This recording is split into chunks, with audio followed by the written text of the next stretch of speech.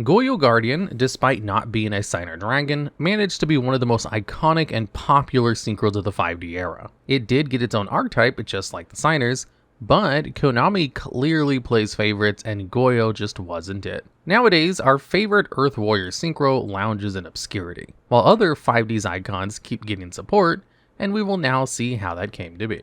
First of all, it's impossible to talk about this archetype without going over the original Goyo Guardian. This is a level 6 Earth Warrior Synchro monster with 2800 attack and 2000 defense, which can be made with any Earth tuner plus one or more non-tuner monsters. Then, if it destroys a monster by battle and sends it to the graveyard, you can special summon that monster to your side of the field in defense position. As the first, and for many years, only member of its archetype, Goyo Guardian explains the idea behind it pretty well. They're Earth Warrior Synchros that can steal monsters they beat over in battle, whose design is based on kabuki theater, featuring pompous outfits and the characteristic pale look from their iconic Kumadori makeup in their art. Goyo Guardian was sort of Tetsu Trudge's ace monster in the anime, and while its artwork doesn't really reflect the dirty cop theme of many of his other monsters, the effect certainly does. The whole stealing a monster by beating it over is sort of meant to represent them restraining and arresting their opponents, like the Sector Security did in the story. Anyways, Goyo Guardian came out in the Duel's Genesis, the set that introduced Synchros into the game. Just like Stardust Dragon and Thought Ruler Arcfiend, which are also from there, Goyo was an extra deck staple, and essentially set the baseline for how powerful Synchros could be. It's important to note that this card was way stronger back in the day too, as originally it could use any attributes to make it. On top of that, Synchro 6s were also the easiest to go into at that point in time, as Plague Spreader Zombie was the best generic tuner in the game and filled to the brim with level 4s. Its effects was, of course, much stronger back then too, though that part never got any mechanical changes as time went on. It's just that the battle phase was way more relevant back in the Synchro era, where it was still the most common way to remove monsters from the board. Beating over a monster already makes you +1 your opponent when it comes to card advantage, so stealing whatever they have only catapults you further ahead. Granted, battle traps were still something you had to contend with. Still, it was a good effect, and even though you aren't able to immediately get another hit in with whatever you grabbed, it was still a free material to use for tributes or other synchro plays during your main phase too. Heck, with how much slower the game used to be, even just leaving the body around wasn't the worst thing ever. Taking a monster with a great on-summon effect like Armageddon Knight or Stratos would only make for more icing on the cake. But what really made Goyo work as well as it did was due to how needlessly overstatted it was. When it came to raw attack, not even effectless monsters matched it. Even if we go outside the domains of level 6s, most level 8s would still get run over by Goyo. And remember that these used to take considerably more investment to make. Stardust Dragon and Thought Ruler Arcfiend were often the safest choices to make due to the protection effects, but these could be ignored entirely by just having Goyo punch through them. In the OCG, it would only take a single format before they would put it on the limited list, and it would take less than a couple of years more for Goyo Guardian to be banned for both regions. This was kind of it for the whole Goyo archetype for quite a while. It was released in 2008, banned in 2011, but the TCG only would try to bring it back only a few years later in 2014. By now, the OCG and TCG ban list split had already happened, so we would be the only format with this synchro available. Either way, Goyo would come back to a vastly different landscape than the one it left. Archetypes were much more robust in what they could do, and though we hadn't reached modern levels yet of battle phase of relevance, it was still much less important than ever before. Still, there were some decks around with tuners like Shaddolls, Yang Zing, and Mermails, so people did try Goyo a bunch after it was free, but it certainly wasn't one of the strongest options in extra decks compared to what other people had access to now. Guardian would just naturally stop seeing play, and then go to 2, and then finally 3 in the TCG, even though it remained banned in the East. Around that time, high-speed riders would come out, introducing not only the Psy-Frame and Speedroids into the game, but also, less notably, a couple new Goyo monsters in Chaser and Predator. The former being a level 5 synchro with generic materials that starts out at 1900 attack, but gains 300 attack for each other Earth Warrior synchro monster on the field, and the usual battle stealing effect, except it summons back its targets with their attack halved.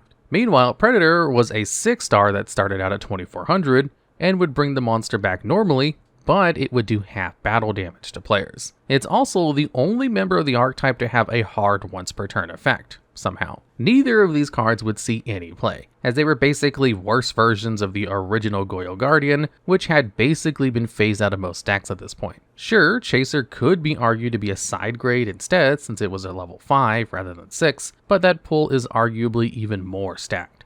These cards could have certainly filled a niche if they had come out while Goyo Guardian was still on the ban list, but they were about 5 years too late for that. What made it even more of a slap in the face was that the other iconic 5D Synchros had already gotten really good retrains that were even reprinted in high-speed riders, namely Stardust Spark and Black Rose Moonlit. These two saw plenty of competitive play, and iterated on their originals while not replacing them entirely, while what Goyo Guardian had would be more aptly described as an untrain rather than a retrain. But fear not, in just a few months we'd also get the release of Breakers of Shadow, a meta-shattering set with staples that see play for years to come, like Solemn Strike, Cyber Dragon Infinity, and Rafflesia. There's no way the support from a set of this magnitude would fail the archetype, right? Well, let's see why 2016 was the last year Konami ever bothered trying to add on to it. First of all, we have Goyo King.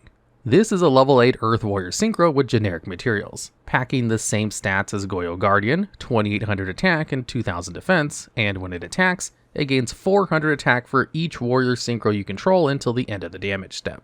Then, if it beats over an opponent's monster by battle and sends it to the graveyard, you can choose to either special summon the monster to your field, or take control of another face-up monster your opponent controls. When it comes to being an actual Goyo Guardian upgrade, this card gets full marks. It's crazy that it took until the second wave for a card that's stronger than the 2008 original. Or at least that's what I would say if it wasn't for the fact that I lied about its materials.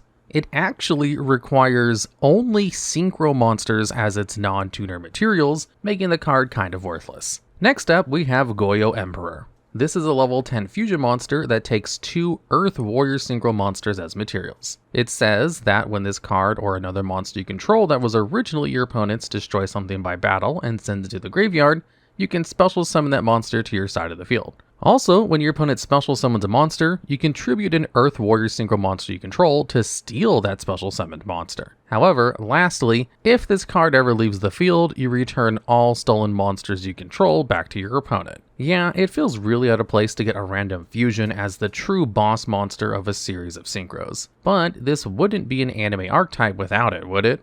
Of course, it also doesn't have any alternative summon conditions, nor do any of the Goyo cards mention polymerization or fusing at all. So good luck being able to ever bring this guy out. It could maybe have been a super polymerization target someday if there ever was a meta deck that played exclusively Earth Warrior Synchros, if it wasn't for the new wave of TCG exclusives. But even that is a pipe dream now. It is a shame though, since Emperor's effect is actually pretty decent. It is technically a non-once per turn snatch steal on whatever your opponent summons after all. Until you realize you're going to need at least 3 Earth Warrior Synchros minimum to ever make use of it. 2 for the fusion materials, and then 1 to actually pay the cost. And it might as well be a never in a real game sort of deal. And yeah, the next card they got does do most of that heavy lifting by itself. That would never be its main use. That being Goyo Defender. This is a level 3 synchro with generic materials and 1000 for both attack and defense. Its effect says that once per turn, if you control an Earth Warrior Synchro, you can cheat out another copy of Goyo Defender from your extra deck. Also, when it's targeted for an attack, you can make it gain 1000 attack for each Earth Warrior Synchro you have until the end of the damage step. While all the other Goyos so far focused on the battle phase exclusively, this one actually lets you add onto the board. Its effect just gives you a free level 3 body with no cost whatsoever. And the best part is that it's not a hard once per turn. So the first defender brings out the second one, and then that second one can get out the third one. 3 bodies for the price of 1 is obviously a good deal, more than making up for the 2 that you'd have to spend to make in the first place. Sure, it was a bit awkward to go into a Synchro 3, and certainly not something most Synchro decks would be able to do. But on the flip side, multiple level 3 bodies were a great reward for jumping through those hoops. You could easily use those to ladder into even higher level Synchros, or just go into rank 3s. Still, the only good deck that would sometimes run it was Infernoid, a graveyard-based strategy that loved milling itself. Yet even if Infernoid Decatron might be a level 1 tuner, it still wasn't that easy to go into Defender. Degatron's effect foolishes any other Infernoid from your deck to the graveyard to gain its effect, but it also gains its levels.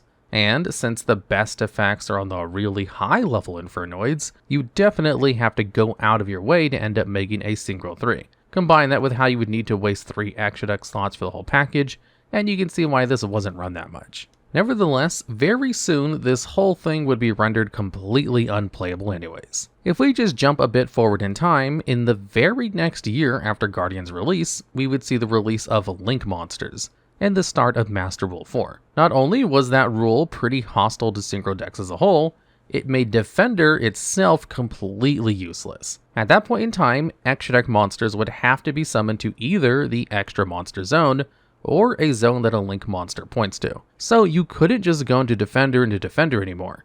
You needed Link arrows pointing to your board to actually get more. However, you couldn't even set those up yourself. Defender can only activate if you control exclusively Earth Warrior Synchros, so it couldn't have been less future-proofed if they tried. To boot, if you can believe it, there was another Goyo card to get nerfed by game mechanics at around this time. The set that came out in March, Duelist Saga, might have not had any Goyo support, but it did have a new printing of Goyo Guardian, complete with a brand new errata. They didn't touch its effects, but they did change the materials into requiring an Earth Tuner instead of letting you use any attribute. Out of all of the dumbest erratas DUSA put out, this could very well be the most baffling of them. Goyo Guardian was not seen play. It wasn't even banned anymore. Why on earth did it need a power level errata? Well, as was said earlier, the OCG didn't unban this card back when the TCG did. In fact, they were waiting for this very errata to finally get it off the list. It wasn't that Goyo was stronger in the Eastern meta or anything of the sort. It's just that they were very afraid of an overstated Synchro 6 just a few months before the Link era, for some reason. And if you can believe it, it's in this disappointing note that we close the curtain on the Goyos. The archetype never received support again. Not that anyone was really clamoring for it. All we've got left to do now is just to look over the Goyo cards that never made it over to the real game, the anime exclusives, just to see if there's any other place for Konami to take inspiration from. That said, I think you'll find these especially bad even for anime standards. You have Goyo Catapult, a level 6 Synchro Earth Warrior that lets you once per turn send a monster from your hand to the graveyard to inflict 600 damage to your opponent. And also Goyo Arrow, an equip spell that can only be equipped to a Goyo monster and lets you once per turn inflict damage to your opponent equal to the equipped monster's level times 100. So yeah, there's barely anything to say about these. They're just the bread and butter random burn support they gave to the antagonist to raise tension a bit, since anime duels work with only 4,000 life points. They could probably multiply the effect damage these cards deal by 5 before printing them in the TCG, and they would still be just as useless as they seem now, especially since they changed how the time rules work recently. But that couldn't be the end, could it? What about Duel Links? Well, there are skills that let you do everything short of getting you a coffee, which let even Stardust shine for a while. Surely this fellow 5D's archetype wouldn't be left behind, right? Well, while Yusei's skill lets you add a card from your deck to your hand, special summon a monster from outside the game, and lets you ignore the rules when it comes to reboarding monsters from the graveyard, Officer Tetsu's Goyo exclusive skill just puts some Goyos in your extra deck and calls it a day. And this is where things stand for Goyo, a small archetype encompassing only 6 cards. And while 2 of those managed to be competitively viable, one especially so, it always seemed like their time in the limelight was much shorter than it should have been. Now, is there any way to actually fix this archetype? Well, being a battle-focused archetype in the current year is just tough. Unless they make a Tenpai 2.0, which I'm sure nobody wants, it's just not going to be good enough. That said, if they really wanted to see a Goyo card in the meta now, making something more akin to Goyo Defender where swarming is its main thing, and whatever happens in the battle phase is just a bonus, would definitely be the way to go. Somehow, we do have a deck in the current meta that wouldn't even have a hard time making a Synchro 3, if the payoff was good enough. Having said that, it's better to give up hope on any of the original cards, as God only knows what would have to be done to make you include any of those in a modern deck list. All in all, you're probably not going to be hearing good things about Goyo ever again, unless it's on an Edison format breakdown.